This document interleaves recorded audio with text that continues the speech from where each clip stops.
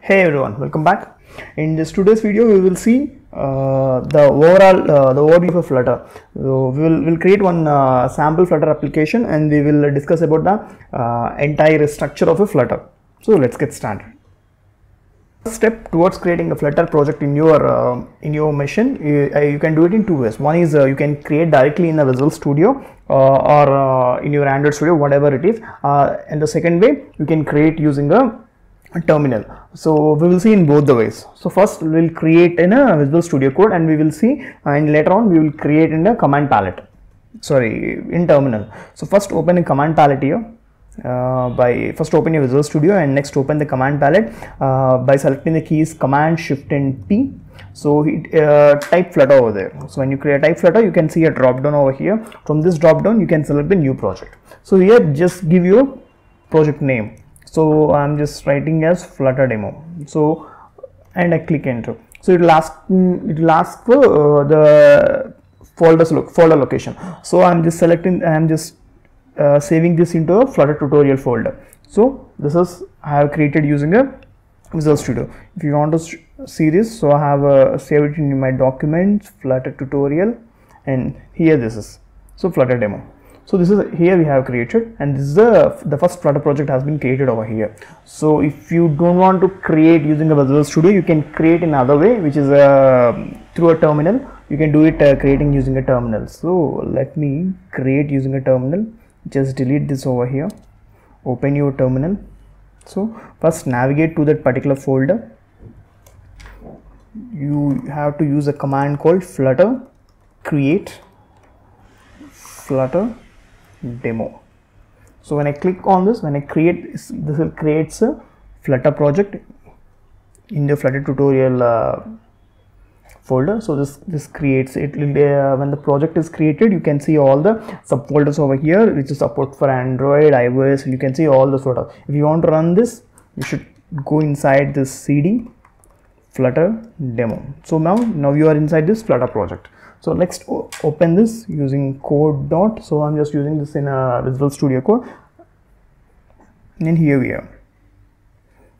So we will see each and everything inside this project, the overview of the project. When you see it, right, these are when the project is created in the Flutter, right, these are the folders. This is called the various components of the structure of the application, Android, iOS, lib, and everything. So we will see. So when you create a Flutter project, it will create all these subfolders over here. So this Android is the one, it's auto-generated source code to create an Android application. In the same manner, automatically it will generate the iOS folder. That's also it's an auto-generated source code for the iOS application.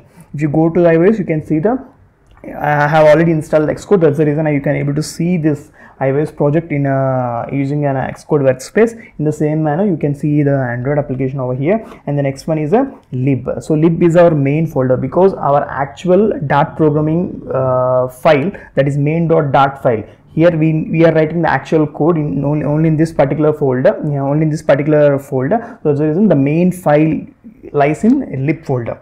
The next one is lib of main dot. This is called the entry point. So what you can, it's an entry point of the Flutter application. Next, test is nothing but a folder containing a Dart code to test the Flutter application. So if you want to test the Flutter application, this is the folder we have. The next important thing is pubspec YAML. Though what do you mean by this? It is used by Flutter. Generally, when you are installing a Flutter packages, you have to add those packages into the pubspec YAML. So we will see this in our upcoming videos. We will see the uses of this pubspec YAML. As of right now, this is enough. This is the various components of the structure of the Flutter application. So if you go inside the application, you have to open the lib, and inside lib you see the main.dart file. So this is your actual Flutter project. Inside you can see some default code over here.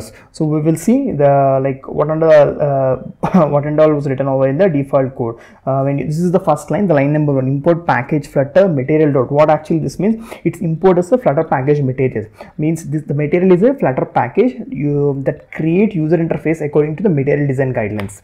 Okay, next, this one is an entry point. I told you, right, the run app, the void main is a main entry point of the Flutter application. So this is called the run app function, and pass it an object of my app class. So this will pass an entry point to this particular my app class.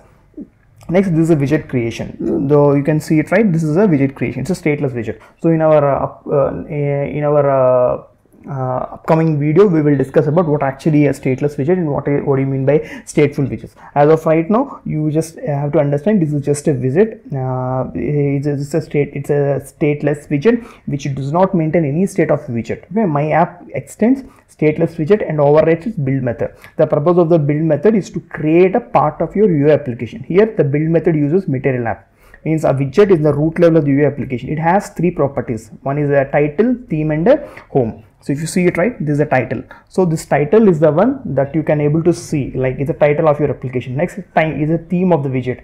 Here we set the color to a blue. This is called a theme actually. It's a theme data where you set the color as a blue. The next important thing, the next one is a home. The home is the inner UI application. When you see it right, home, it's an inner UI application which we set another widget of my home page. So this home, right, this home is sets to another home page over here. So when we call this home, this will navigate to this particular home page. Okay, next the home page is it is also same as a my app extend is a written scaffold. So we will discuss what actually the scaffold and what are the other, there are a lot of widgets over here. We will discuss in our next video. This is just an overview of a Flutter project, and we created one sample project. We have learned how to create a sample project using a VS Code and as well as a terminal. So let's run this. Okay, so if you want to run this, so you have to go to the Flutter project inside and you can just type Flutter run, and before that you have to open. So I'm just running in my Mac machine, right? So I'm just running in the iOS simulator. That's the reason I have to open my simulator first. -a simulator. So if you want to run directly on your device also, you can do it. You can add your device, you can connect your device through USB and you can run it. So it will directly run on your device. But if I want to run it in the simulator, right, first of all I have to open my simulator. The next thing is I have to run the Flutter run. It's a command I have to run over here. So when I run the command, so this will create a build. When you're talking about the build, right, in the iOS you can see the build was created over here. So this will create a build for this particular project, and once the build is successfully generated, this application will automatically deploy in this particular simulator. So it will happen for the first time. It will take some maybe like 1 or 2 minutes of time. From the second time we have a hot reload and hot restart concepts of that. Basing on that, immediately it will like it's very fast, it will build and it compile over here. See, now it is done. So it is showing you how much time it is taking. If you see it, it has total Xcode, the build has taken 22.45 seconds to build it. So totally it has taken this much of time. And it has run our first application. So when you see this application, right, so here you can see the other options. The small is R is hot reload and capital R is the hot restart. H is for message, detach, clear, and quit the screen. So you can use all these options when you are compiling your application. So when you are running your project into this right, you can do all these things. So this is the overall overview of a Flutter project. Then this is the final project. And in this manner you can create however you want.